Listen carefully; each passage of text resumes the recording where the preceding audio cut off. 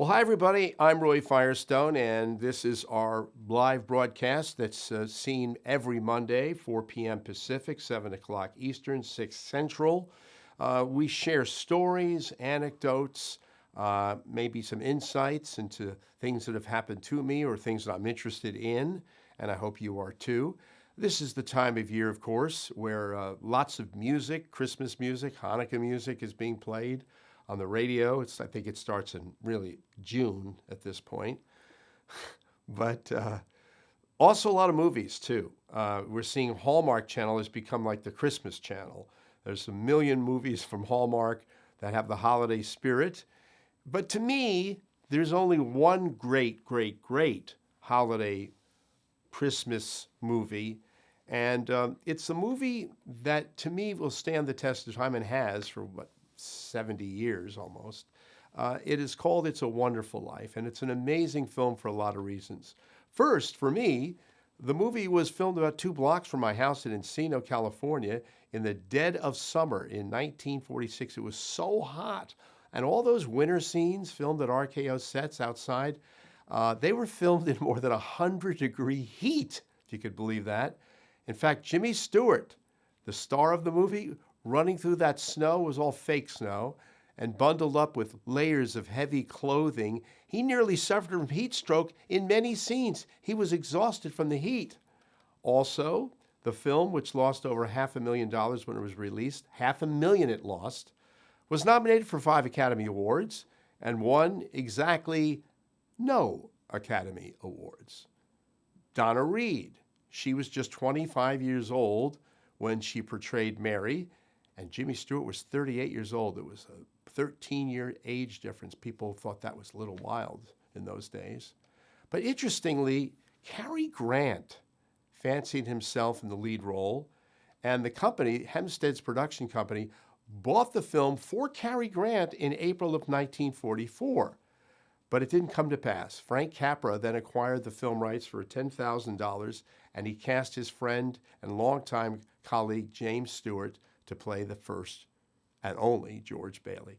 Now, the chemistry between Donna Reed and Jimmy Stewart was really remarkable.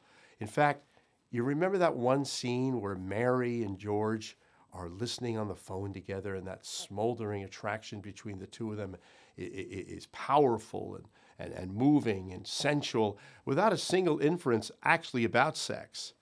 And one of the people who found that It's a Wonderful Life was kind of easy to resist was a woman by the name of Carolyn Grimes, otherwise known as Zuzu. You see Zuzu on the left?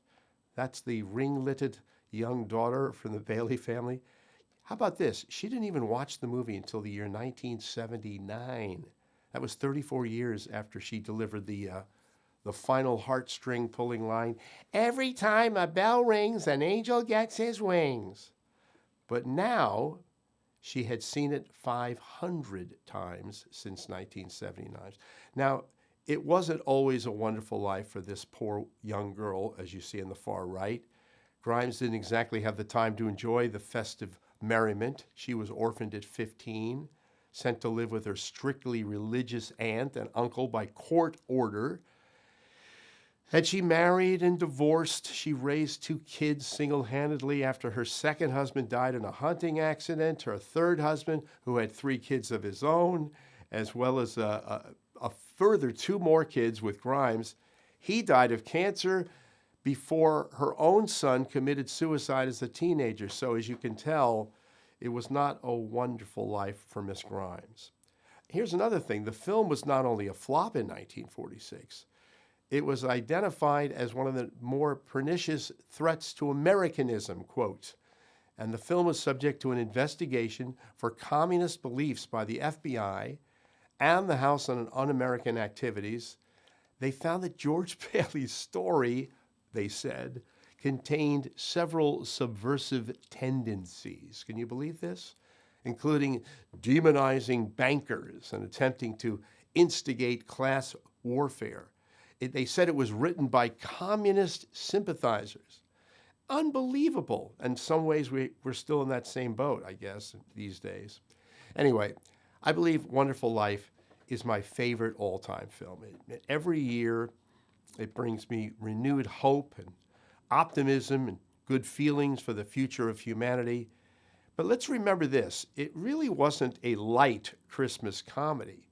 In fact, it was deeply dark in its drama for much of the film. And every year at this time, when I perform a live show, I like to offer a parody of when Jimmy Stewart, George Bailey, went back to Bedford Falls. He didn't, but I imagine what it would be like if he did.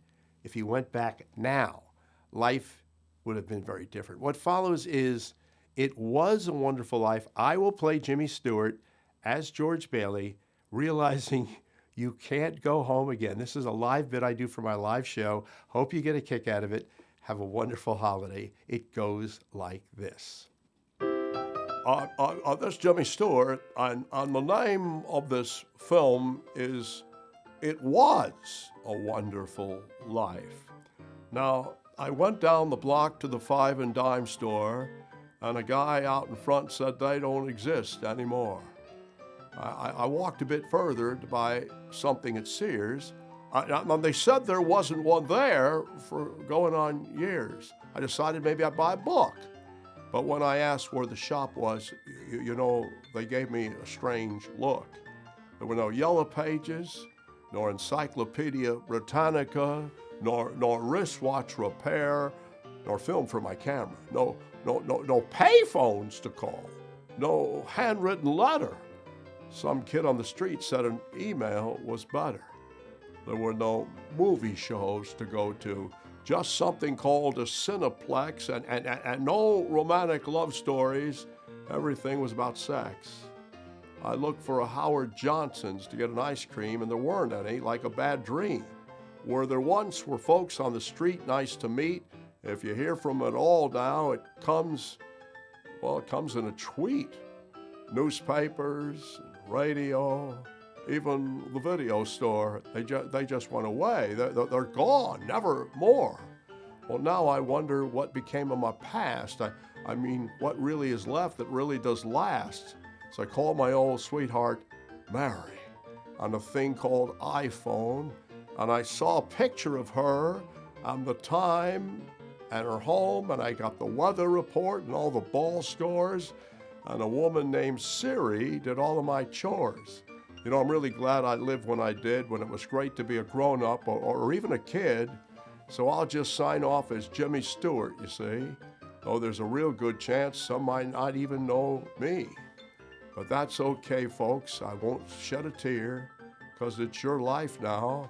So have a great year. Ah, yes, it was a wonderful life. It still remains a wonderful life. Be grateful. I want to thank everybody for watching. Before we go, a couple of mentions for the holidays, or for those who are inclined to do so. We have a couple of books that I'd like to plug. This is my children's book called Kobe and a Boy Named Roy. This is a book that I wrote after we lost Kobe Bryant. It's a children's book for 3 to 5 year olds, something like that. Be a wonderful gift. And the good news is, my illustrations, by the way, done by my sister.